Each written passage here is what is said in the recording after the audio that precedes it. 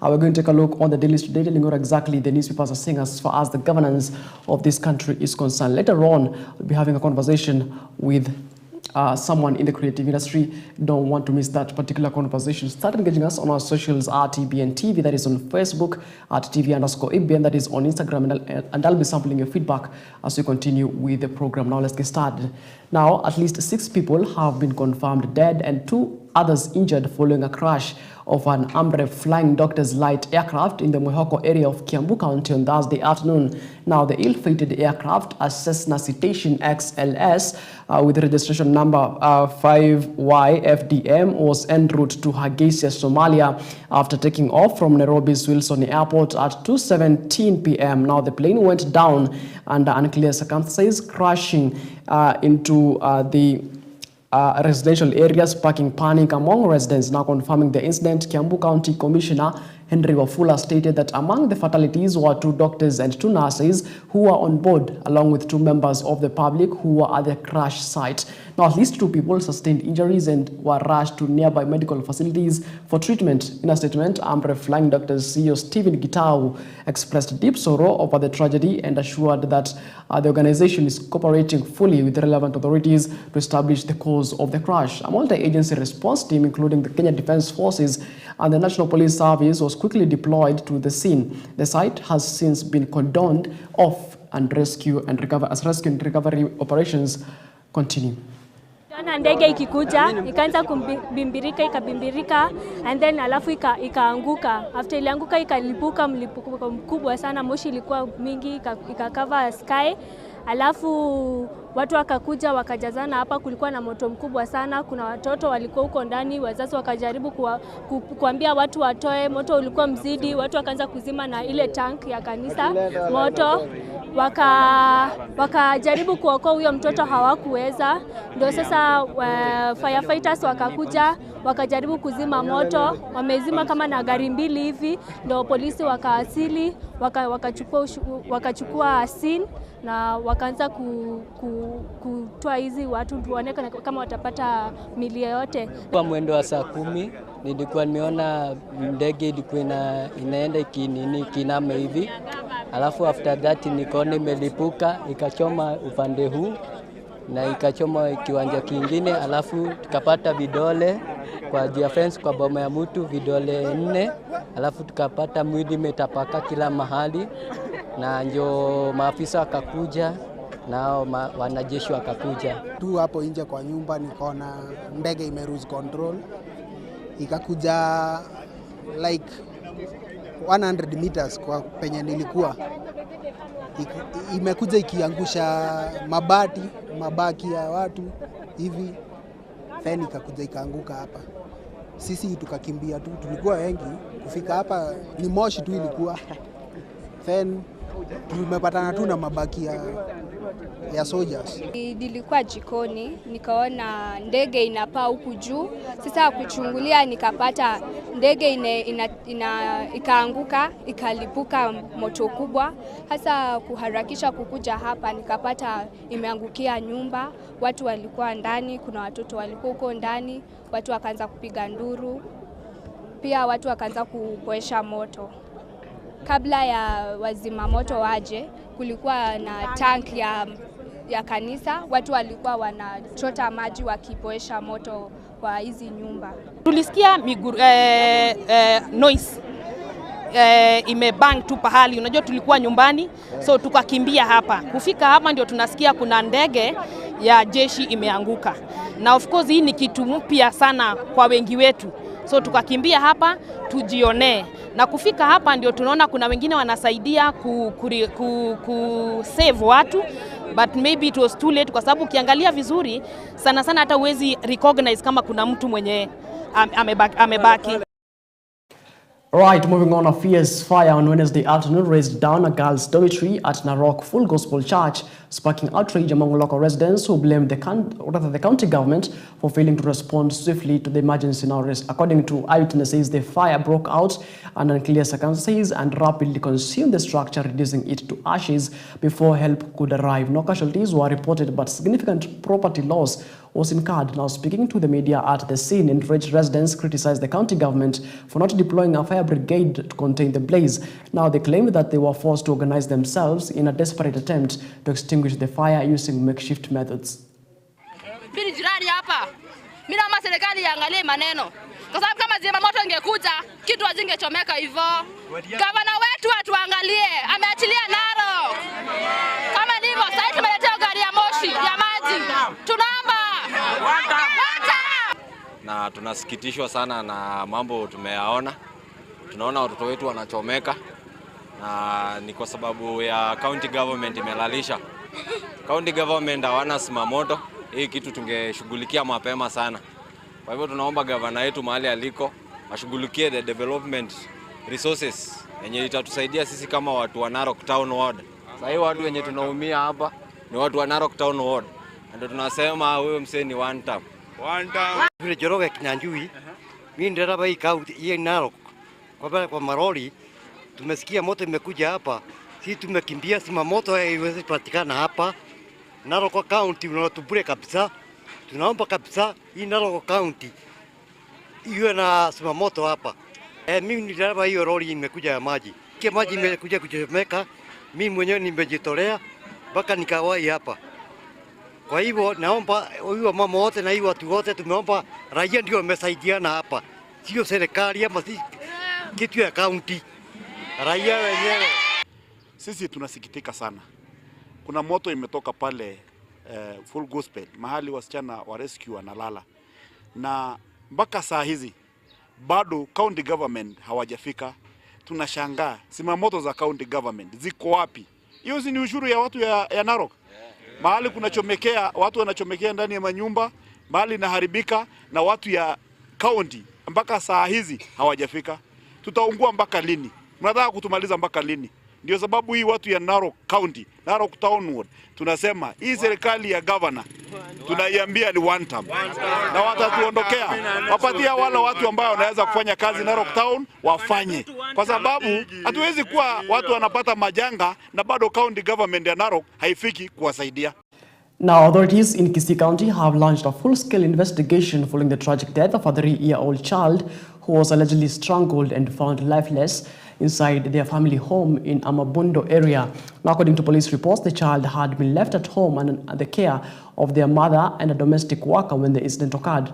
The motive and exact circumstances surrounding the gruesome act remain unclear. Area residents have strongly condemned the incident, expressing shock and grief over the death of the minor. They are now calling on law enforcement agencies to take swift action to apprehend those responsible and ensure justice is served.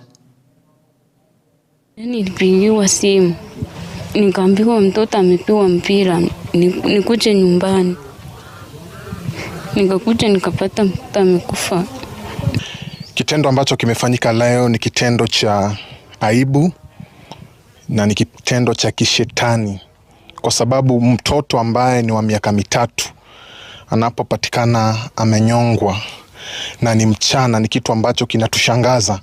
Kwa hivyo ningeomba tu kwamba tafadhali wale ambao tunaishi katika jamii tujue kwamba watoto ni watoto ambao ni baraka kwetu. Hata kama mtoto labda amekukosea, usichukue hatua kama hiyo ya kumwadhibu ama kumnyonga mtoto. It's a shameful thing. It's a satanic thing. Mwendo wa saa 7:30 nilipokea simu kwamba kuna mtoto ameaga. Wakati nilifika katika boma ya mzee Mokua, nilipata kweli kuna mtoto amelala, na inasemekana kwamba mtoto alikuwa sawa asubuhi, akapewa chakula, akaenda kutembea. Sasa wakati nyanya yake alirudi, ambaye alikuwa ameachwa na mtoto, akapata kuna mtoto, akaanza kumtafuta. Baada ya kumtafuta kwa muda, kurudi kwa nyumba akapata mtoto ameketi karibu na mtungi na ni kama amelala usingizi. Sasa mama nyanya yake alijua kwamba mtoto amelala usingizi. Akamchukua, akamtoa nguo, akambadilisha, akamlaza kwa kitanda. Lakini vile mwili yake ilikuwa, akakuja kugundua baadaye kwamba mtoto alikuwa ameaga. Right, moving on to matters politics, leaders affiliated with the United Opposition have come out strongly against the Kenya Kwanza government of alleged attempts to lure Wiper Party leader Kalonzo Musyoka into joining the current administration. Speaking during a burial service in Kadhiani constituency, Makueni County, the opposition MPs accused the government of engaging in political deceit and manipulation. They insisted that Kalonzo would not be part of what they termed as blood government in reference to alleged human rights violations and poor governance under the President William Ruto's leadership. Now, the legislators also dismissed recent online reports suggesting Kalonzo had been offered a government position. They labeled the claims as false, malicious, and a part of a broader scheme to create division within the opposition coalition. In addition to political issues, the opposition leaders voiced grave concerns over the government's foreign policy approach and rising cases of extrajudicial killings. Now, they condemned what they described as systematic abuse of power and misuse of state machinery to silence dissent.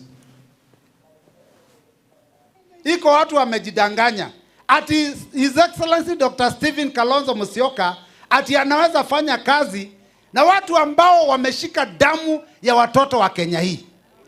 2023 waliua watoto zaidi ya 80. 2024 wakaua zaidi ya 60 kwa siku moja. Juzi mumeona wakati watoto wameenda makumbusho wale waliuawa, wakazidi kuua hao. Wakashika kijana anaitwa Albert Ojwang kupeleka police station wakaua. Walipoulizwa wakasema ati Albert Ojwang alijipigisha kichwa kwa ukuta. Sisi tunasema shetani. Kalonzo Musyoka amenituma nikuje hapa nitangaze ako kwa kinyang'anyiro 2027, na hiyo mambo mnasema na mnaandika ni porojo mtupu. Kalonzo hawezi fanya na serikali wa wauaji. Sisi tulikufanya ukuwe rais wa Jamhuri ya Kenya. Kama tuko na nguvu ya kukufanya uwe rais wa Jamhuri ya Kenya, tuko na nguvu ya kufanya uwe raia wa Jamhuri ya Kenya. Aende asiende. Hiyo nyumba yako wewe William Ruto, ulizunguka pale Mount Kenya kuanzia 2018, 2019, 2020, ukilia siku ile ulikuwa umefinywa na Uhuru Kenyatta. Wewe William Ruto wewe. Ulikuwa unazunguka Mount Kenya ukilia sana siku ile ulikuwa umefinywa na Uhuru Kenyatta. Hiyo serikali yako ni sisi tulijenga. Kama tunajua kujenga, tunajua kubomoa. William Ruto alidanganya watoto wa university atafanya masomo iwe ya bei rahisi.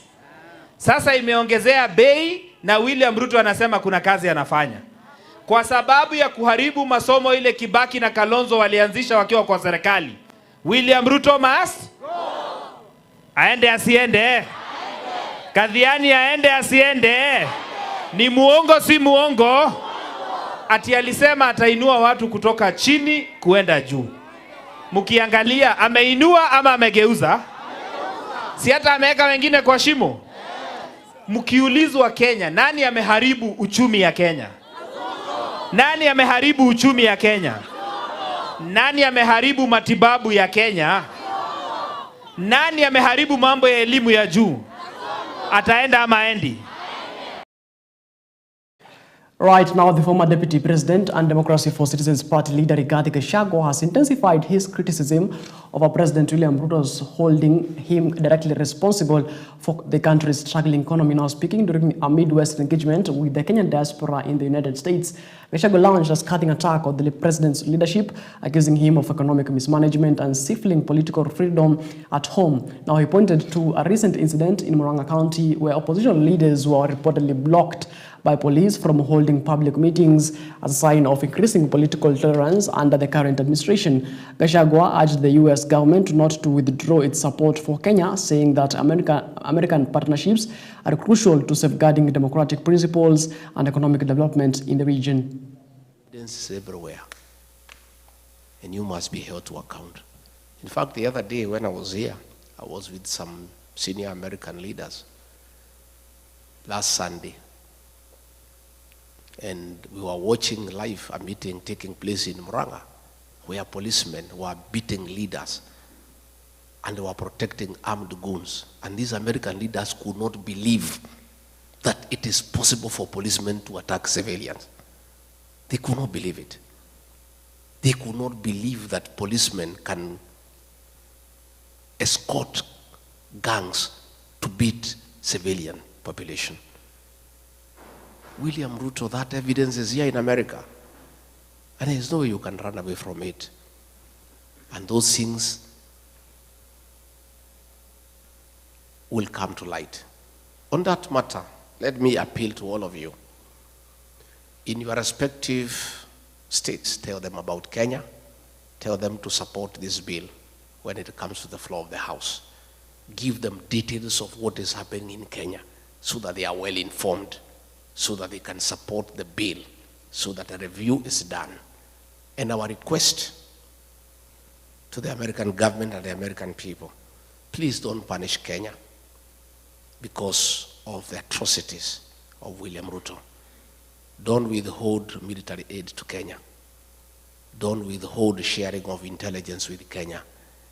Don't withdraw all those facilities that come with that privilege of being recognized as an ally of the NATO states.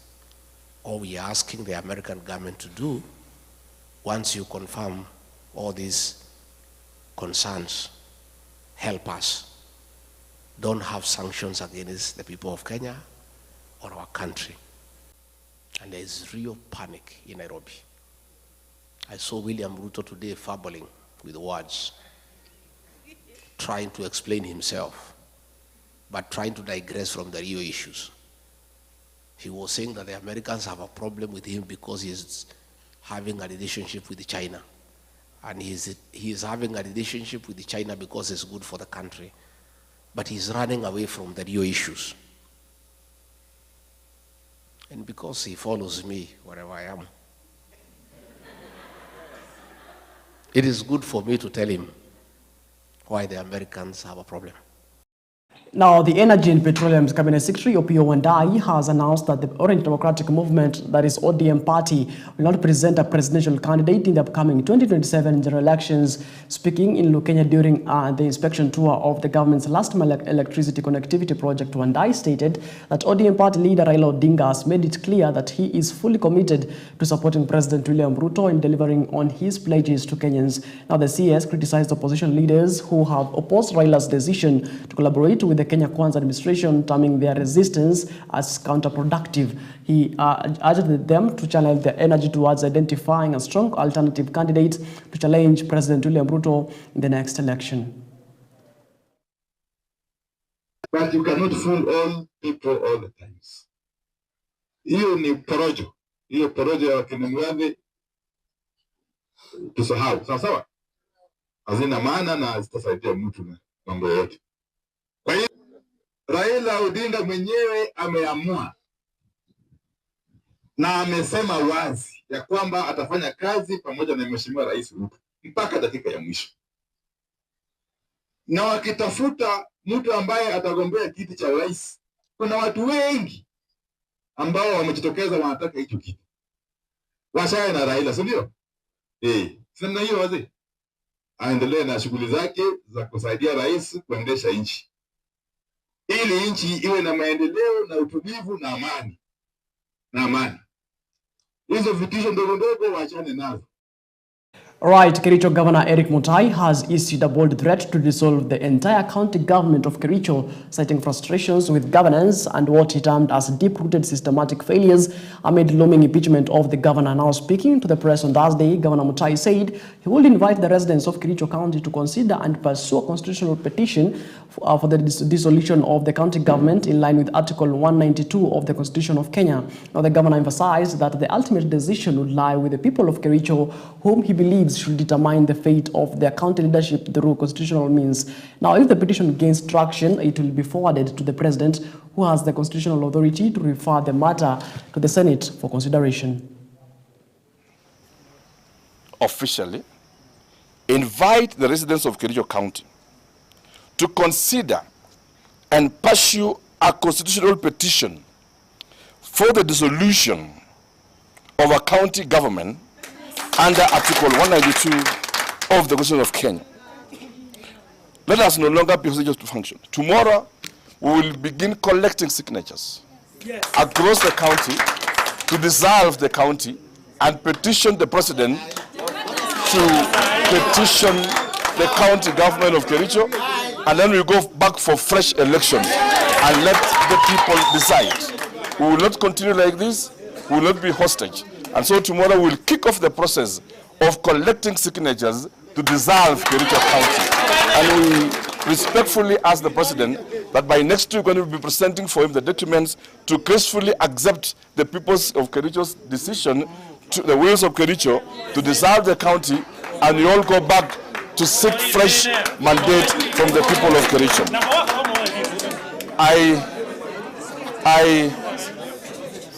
I commit. We are waiting for the impeachment to take place next week. We commit to avail ourselves in the Assembly. We are ready to face the Assembly. We are ready to face Senate. We are ready to explain our story. Because when you say to the governor that so-and-so did this and this, the governor is not the accounting officer. As for impeachment, the last time we were 16. Today we have more than 20 MCAs standing with their governor. And because you have sensed defeat and you have sensed that you will not move forward, I just want to ask you for two things.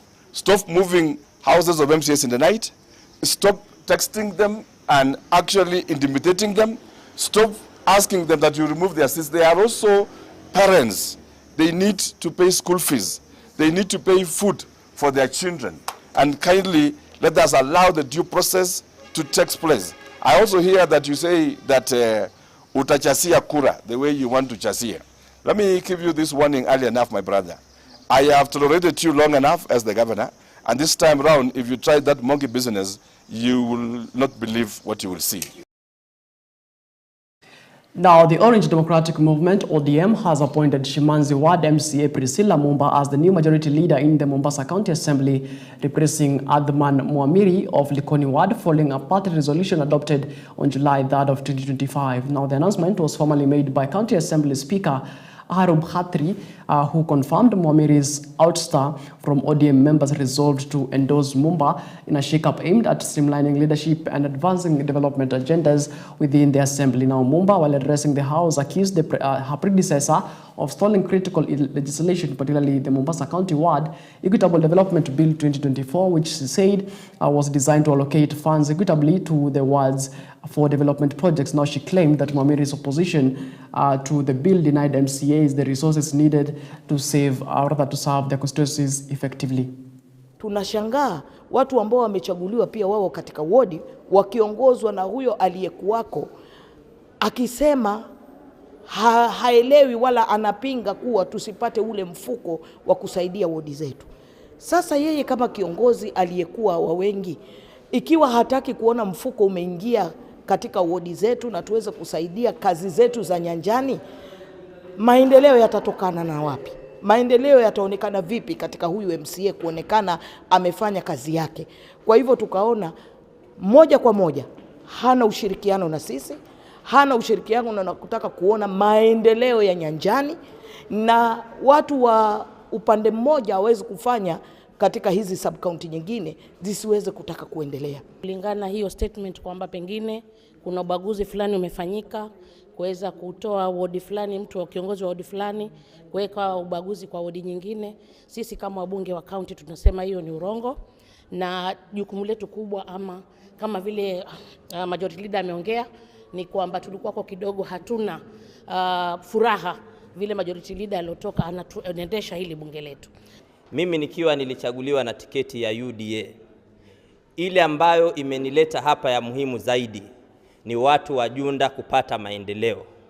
Kwa hivyo siwezi leo na kesho na siku ingine kusimama karibu na yoyote yule ambaye anakataa kupitisha hoja ambazo zitaleta maendeleo kule mtaani ambako tumetumwa. Itawezekana vipi tuongozwe na kiongozi ambaye anasema ya kwamba Ward Development Fund ama Ward Equitable Share ni makosa kupitishwa? Sidhani kama inaleta maana kwa mtu yoyote yule aliyoko hapa na hata ambaye hajawahi kukanyaga bunge hili. Hii nafasi haipeani kwa mtu kama birthright yake. Ni nafasi ambayo inapeanwa kwa mtu kama trust ya wale ambao wamemchagua.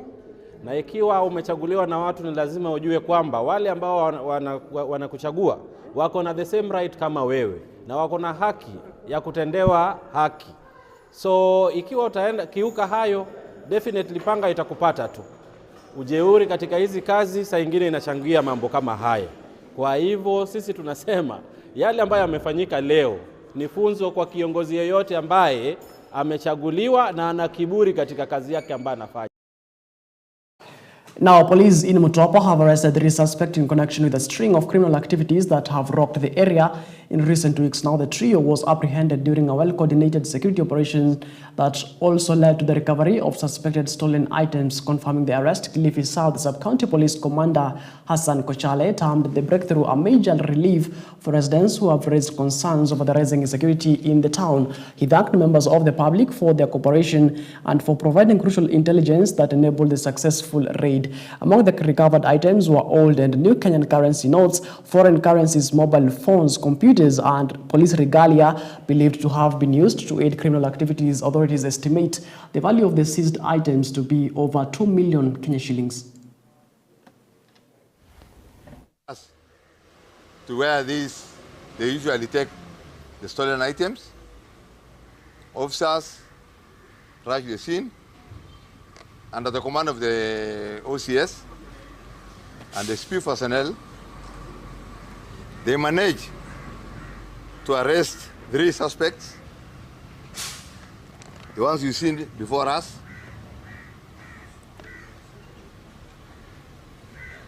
Upon searching the houses of the 3 suspects, we found the assorted items you see around. Yetu ni kuomba wananchi watusaidie. Sisi hatutapumzika, hatutalala mpaka wananchi wapate amani. Bora tupate information. Na sisi pia askari yangu halali ni kusunguka usiku na mchana kuhakikisha mali ya wananchi inalindwa mzuri. All right, now let's talk matters healthcare. Now, health authorities in Kajiado West sub-county are raising concerns following a worrying spike in cases of Kala-Azar, a tropical disease that continues to affect residents, especially young boys herding livestock in arid parts of the region. Health data from Oltapasi Hospital indicates that over 150 cases have been recorded since January this year, with many more suspected infections being reported in surrounding health centers. The situation has sparked alarm among locals and medical professionals alike. According to experts, Kala-Azar, also known as visceral, is caused by the Leishmania parasite and transmitted by sandflies commonly found in dry sand environments. The disease is characterized by prolonged fever, severe anemia, and general body weakness if left untreated. Dunga sindano mbili, anaona mabadiliko. Tulikuwa tunadhani ni kitu tu kama kakidonta. So tukajaribu kuiona, tukaiona inazidi tu kuwa kidonta. Sasa tukaleta usi, tukakuja kuambiwa ni Kala-Azar. We have these cases of leishmaniasis. They are really upcoming in the facility and in the area around. For last month, July, we saw around 15 patients for both the visceral and the cutaneous leishmaniasis. And for the whole year, since January to date, we have around 150 patients with the same. In the entire county, we only have it in Kajiado West, especially Magadi Ward, part of Kekonyoke Ward, the West Ward, Mosiro Ward, and part of Lodoklani Ward. Of course, this disease, if not treated, it will eventually lead to death. Otherwise, treatment is free. Here in Oltepesi, we do treatment at Oltepesi Health Center, Ewaso Health Center, and Kajiado Referral Hospital. So I would like to encourage our people to seek treatment when there are any lesions or when there are some wounds within their bodies, to come and get identified, because if Kala-Azar is not treated, it is dangerous, it kills. Right, it is exactly 36 minutes past the top of the hour. That's not, we are due for a short break here on the program, but we'll be back in just a bit.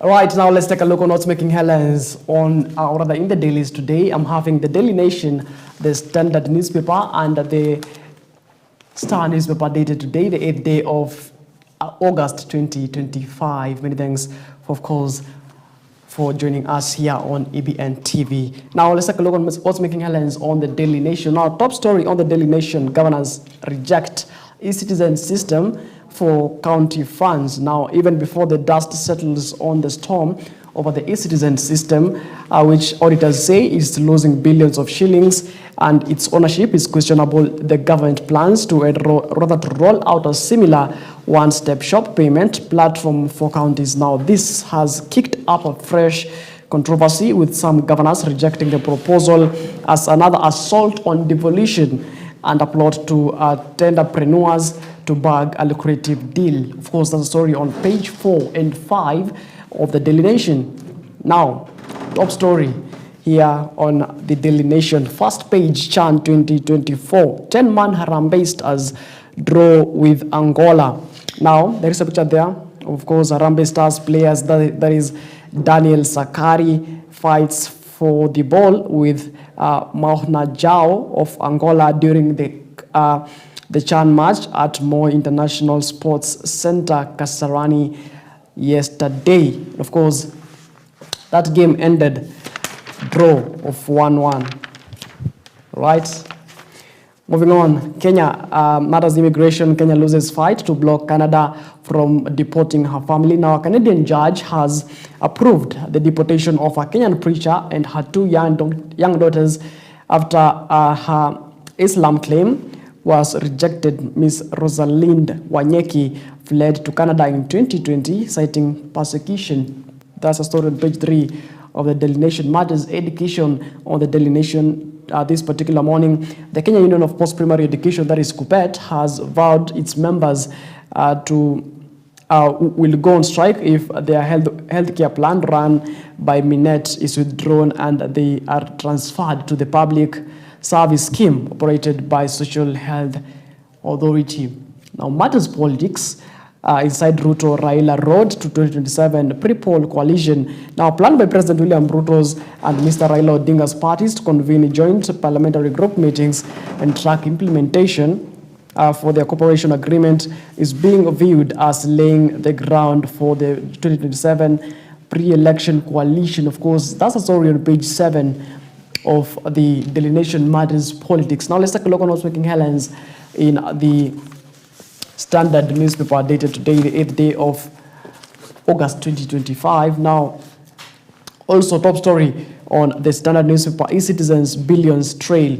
Now, 9.4 billion Kenya shillings was moved from the e-citizen in an intricate manner and involving a shoddy web. Now, a damning audit report has exposed how the money may have been siphoned off through illegal payments and accounted for convenience fees and questionable withdrawals. Now, the revelations, which Parliament is now probing, point to a system plagued by opacity, poor oversight, and possible collusion, as lawmakers call for the platform's termination and a full-scale investigation. The scandal has reignited debate over the dangers of unchecked digitization without transparency. Now, there is a chart there of Lexco 7 Limited, that is Godwin Ngogu, Godrock Capital Limited, of course, and whatnot. Matters e-citizens billions trail. Of course, that's a story on page 4, 5, and 6 of the Standard newspapers. Now, the irregularities identified is Pesa's flows account not disclosed nor approved by Treasury. Electronic Citizen Solutions Limited paid for 500 million shillings without contract legitimacy or ownership disclosure. Lack of service level agreement, that is SLAs, with financial service providers. Convenience fees collected in violation of Gazette notices. Transfers of undisclosed private entities directly from a government pay bill. Right, now let's take a look at that on page 4. Now, as the country reels from the shocking revelations of the 9.4 billion was irregularly funneled from the e-citizen service platform, by the Auditor General, a scrutiny of damning reports has unearthed how the funds were irregularly diverted and paid to what the standard terms as an alien companies and private entities. Now, the report tabled before the National Assembly Public Accounts Committee on Tuesday told how the digital service platform may have led to the loss of a cumulative 9.4 billion Kenya shillings, and how it was used unlawfully to collect 2.6 billion from Kenyans in convenience fees for using the platform.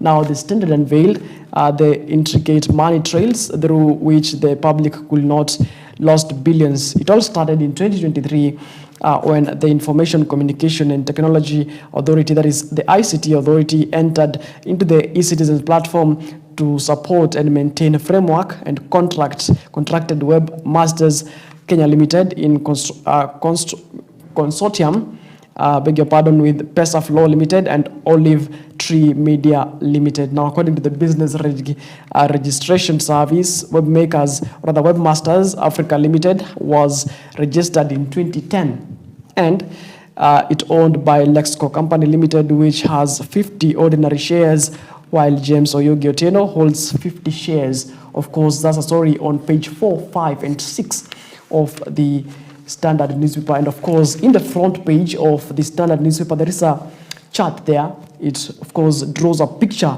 of how money came from one place to the other. And of course, key irregularities also identified there as Pesa's flows account, not disclosed, not approved by Treasury. Electronic Citizen Solutions Limited paid over 500 million shillings without contract legitimacy or ownership disclosure. Also, lack of service level agreement with financial service providers, convenience fees collected in violation of Gazette notices, and also transfers of to undisclosed private entities directly from a government pay bill. Of course, that's a story. You can get it on the Standard newspapers. Now, because I'm a sports person, let's take a look on what the Star has to say in matters sports, CHAN 2024. Now, a VAR drama as spirited 10-man Harambee Stars hold Angola. Now, 10-man Harambee Stars showed character and resilience after holding Angola to 1-1 draw in an entertaining 2024 African Nation Championship second Group A match played at Kasarani Stadium yesterday. Now, Austin Odhiambo scored for the Sport to cancel out Joachim early opener as Kenya moved top to Group A with 4 points, a point ahead of Morocco and DR Congo, who defeated Zambia 2-0 in an earlier match at Nyayo Stadium. Now, the match began with an electric pace, with 2 goals scored in the opening 10 minutes as Kenyan fans celebrated and bemoaned the 3 videos assistant referee, that is VAR decisions. Now, the Southern African made their intent known from the second minute when Jao turned Daniel Sakari inside out from the right wing before finding an open Joachim, whose right foot color from the edge of the box beat a diving Brain Omondi but sailed wide. Of course, yesterday's results include before the Kenyan match in the evening, there was another match that is DR Congo, the Democratic Republic of Congo, and Zambia, where Congo clinched, of course, 2-0 against Zambia. Also, yesterday in the evening, there was a match at Kasarani Stadium. Of course, DR Congo and Zambia were playing in Nyayo Stadium. And of course, Angola and Kenya, which went draw of 1-1, played at Kasarani Stadium yesterday. Of course, congratulations to the both team. Now let's take a look on what's making headlines on the Star newspaper dated today, the 8th day of August 2025. Now, top story on the Star newspaper: IBC under fire over costly 7 billion Kenya shillings technology swap. Let's take a look at this particular story on page 4 and 5 of the Star newspaper. Now, the IEBC is once again at the center of a growing political and public storm after announcing plans to procure a fresh set of elections management system at a staggering cost of 7 billion Kenya shillings for the 2027 polls. Now, in a move critics say risks a waste of poor planning, and Commission says the current stock of KEMS kits originally procured for the 2027 teen polls is obsolete, citing technological redundancy, failed batteries, and expired manufacturer support. Now, the decision made public through recent newsletters and Senate submissions were ignited a fierce debate on public spending, transparency, and increasing cost of elections in Kenya. Now, according to the IBC's August 4th newsletter, the Commission plans to gazette 55,393 polling stations, an increase of 9,164 from 2022, necessitating the acquisition of the additional kits. Now, the proposed procurement forms part of the 61.7 billion budget the electoral agency is pushing for ahead of the next general elections. However, the plan is facing significant backlash from legislators, civil society groups, and budget oversight bodies, many of whom question the rationale behind the continually replacing expensive electronic technology every cycle. Right now, the IBC also insists that the kits have been used for 10 years, hence outdated, and cannot help in register new votes and manage the 2027 general elections. Of course, that's what's up on matters IBC and elections of 2027. Now, also top story on the Star newspaper, tragic story. An Amref aircraft crashes into building in Mwehoko and kills 6. Of course, Mwehoko, it is in Ruiru constituency, Kiambu County. Right? It is actually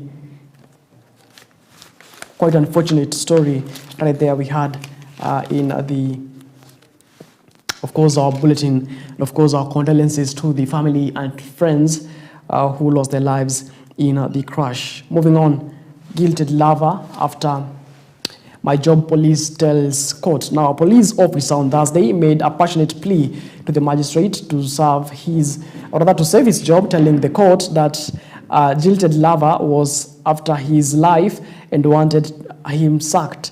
Now, Fred Mwela was due to be charged with threatening to kill Grace Wanjiko at Githogoro in Westlands, Nairobi. Of course, that matters corridors of justice, and that's a story on page 3 of the Star newspaper.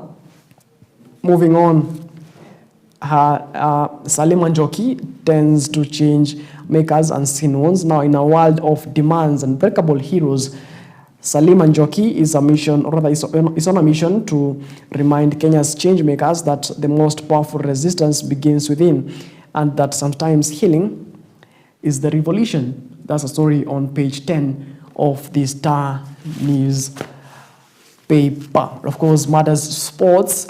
The Star says why Zambia fell. Now, DR Congo registered their first ever continental victory over Zambia with a 2-0 win in the high-stakes CHAN 2024 Group A clash at Nyayo Stadium on Thursday night, thanks to their second half goals from Matobo Mabulu and Mwaku Mwakabinga. Now, the result lifted Otis Ngoma's men into contention for a quarter-final spot and left Zambia, led by coach Avram Grant, ring missed chances in a match that swung on tactical discipline and clinical finishing. Of course, that's a story matters CHAN 2024. It is on the last page of the Star newspaper, dated today, the 8th day of August 2025. It is exactly 56 minutes past the top of the hour and 4 minutes to the top of the hour.